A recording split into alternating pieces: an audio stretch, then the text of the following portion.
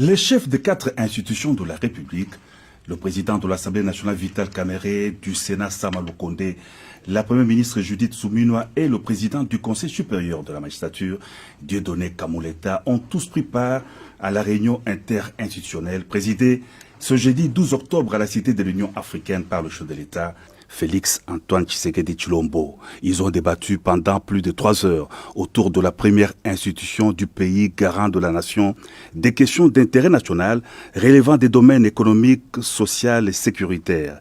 Le président de la Chambre basse du Parlement a fait le point de cette grande réunion. Le président de la République a donné des orientations dans tous les domaines de la vie économique et sociale de la vie de la nation. S'agissant de l'économie, le président de la République a souligné sa détermination à voir notre économie décoller, avec notamment la baisse du taux directeur de la Banque centrale. Et ceci va entraîner aussi la baisse du taux au niveau des banques commerciales, de telle sorte que notre économie soit concurrentielle et que les populations, surtout les plus démunies, puissent avoir un accès facile au crédit. Nous avons souligné aussi la question qui est déjà prise en charge au niveau du gouvernement, et ça c'est le président qui l'a rappelé, de voir les prix des biens de première nécessité baisser sur le terrain. Et cela en préservant la stabilité du cadre macroéconomique. Le président de la République a souligné aussi la nécessité d'avoir un système financier cohérent avec les objectifs du développement. Et pour cela, il a veillé à ce que tout le monde puisse comprendre que les réformes fiscales qui vont être amorcées de façon rapide, puisqu'elles avaient déjà commencé, accélérées, nous puissions avoir une fiscalité qui soit attrayante et qui crée le climat des affaires. Et dans cette perspective, le président parlait aussi de la justice sociale en ce qui concerne la fiscalité. Il ne faut pas que les plus petits payent pour plus que les plus grands. Une justice sociale qui puisse remettre chaque citoyen au niveau de ses obligations vis-à-vis de l'État. Nous avons aussi suivi les orientations du président de la République en ce qui concerne des mesures d'assainissement sous forme de loi, notamment les codes agricoles, pour rendre notre secteur agricole attractif. Et ce code est déjà au Parlement, c'est-à-dire à l'Assemblée et au Sénat. Nous allons le retourner au gouvernement pour une lecture avec le nouveau gouvernement, et au niveau de l'Assemblée comme du Sénat, nous allons accélérer son adoption.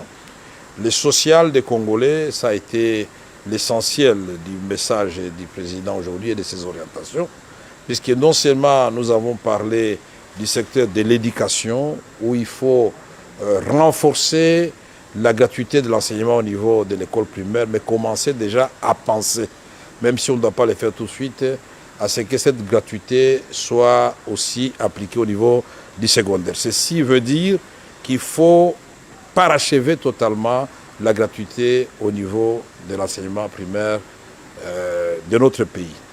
Et le président a souligné aussi le secteur de la santé, et avec notamment l'épidémie que nous connaissons aujourd'hui d'Mpox. Il faut non seulement la campagne de vaccination, de sensibilisation, et concernant les autres épidémies présentes et à venir, il a parlé de la prévention, qui est le bon système de santé. Nous avons aussi abordé et suivi le président de la République ses orientations en ce qui concerne le secteur judiciaire.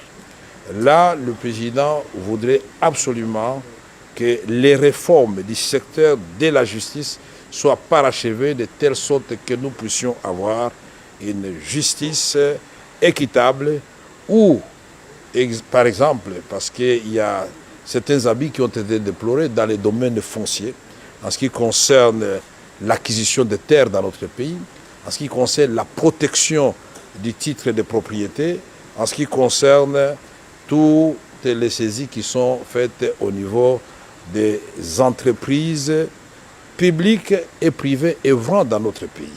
Toutes ces saisies-là, au niveau de la DGRAD, de la DGI, doivent cesser parce qu'il y a une façon de résoudre le problème des gens qui doivent à l'État de l'argent sans tuer l'investissement qui est fait, puisque cela a des répercussions sur les Congolais.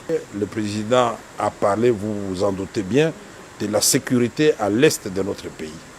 La façon de mettre fin à cette guerre avec la montée en puissance de l'armée, mais aussi comment protéger nos populations et leurs biens en parlant de la police professionnelle que nous devons absolument encourager, dont nous devons encourager la mise en place.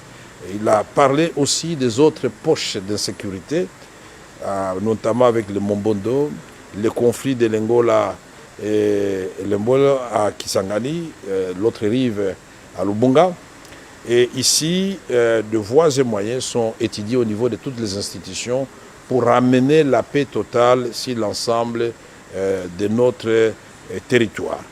Le président de la République n'a pas oublié de discuter avec les différents chefs de corps de la question du parachèvement du processus électoral. Vous le savez très bien dans le Kwilu, vous le savez bien dans le Nord-Ubangi, et certains coins comme Kwamutu.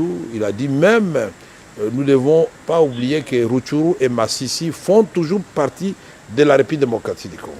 Et donc un calendrier clair sera donné par la CENI pour que ces élections puissent avoir lieu. Ici, la question des conseillers communaux a été soulignée.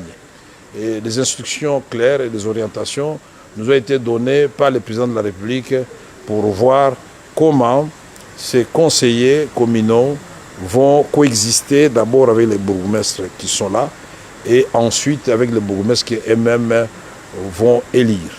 Il s'est agi de la première réunion interinstitutionnelle présidée par le chef de l'État, conformément à l'article 69 de la Constitution reconnaissant au président de la République les prérogatives de veiller au fonctionnement harmonieux de toutes les institutions de la République.